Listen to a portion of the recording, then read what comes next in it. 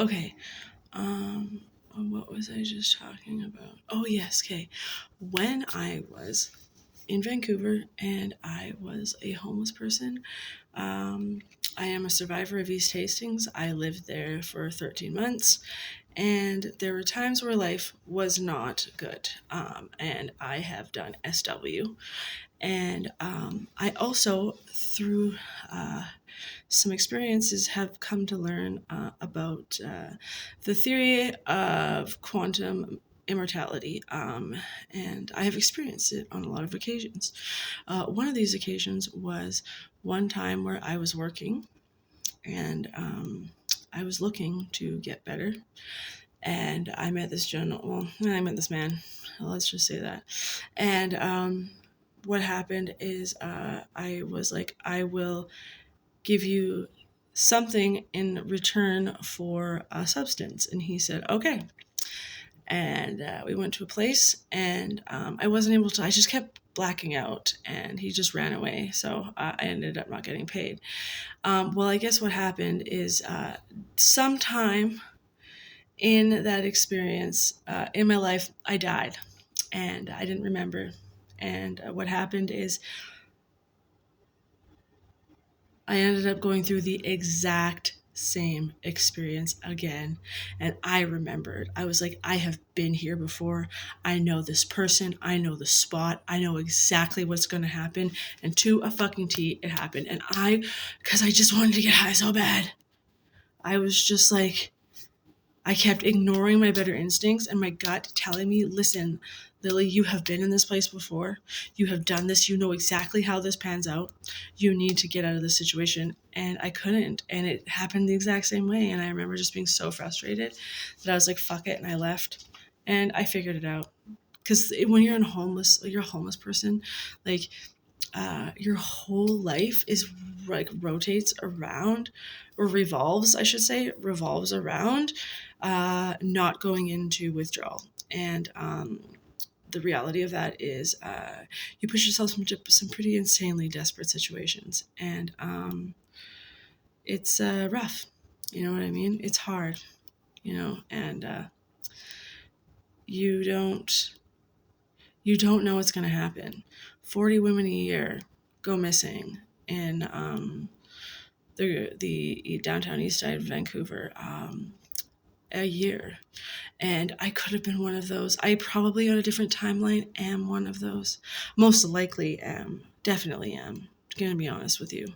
Because there's so many situations where I narrowly got out. And I am a firm fucking believer in your consciousness will find the one reality where you survive and jump to there. And that's what happened with me.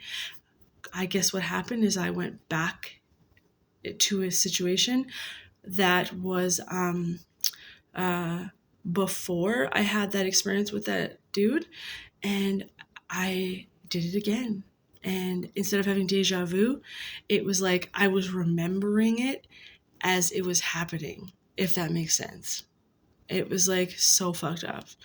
And it's just like, protect yourself. Don't get into situations like that. Like, there is one road when it comes to, like, when you're at that level of addiction, it's end of life. And the fact that I'm fucking sitting here or standing here is a like genuine miracle. Genuine. And I mean that from the bottom of my heart. What I'm saying are like no truer words are coming from, like, I just mean that.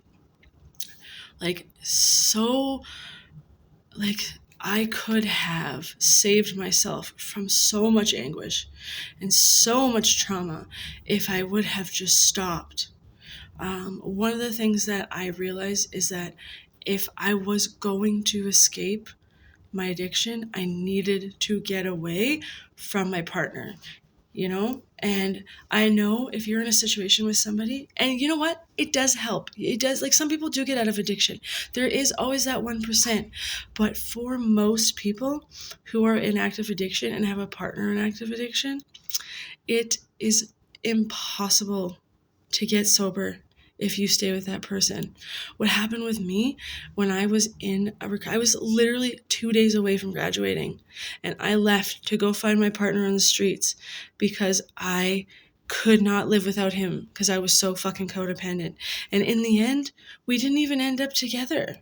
I could have like a year and a half of sobriety right now if I would have just put my fucking self first and chose to be the stronger person. But I didn't, Like, that's codependency. I was addicted to this man, and I still struggle to this day. I still struggle with fucking emailing him. And I haven't actually, but I sometimes want to. But I just know what's going to happen. And I think that the universe keeps putting you in the same fucking situation until you realize what you're doing.